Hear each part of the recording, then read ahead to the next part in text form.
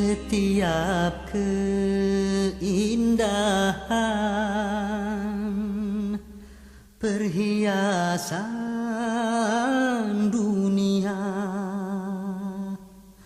hanya istri saleha, perhiasan terindah.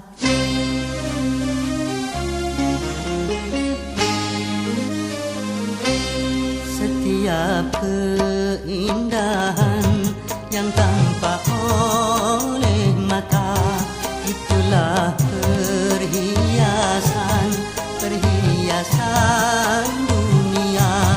Namun yang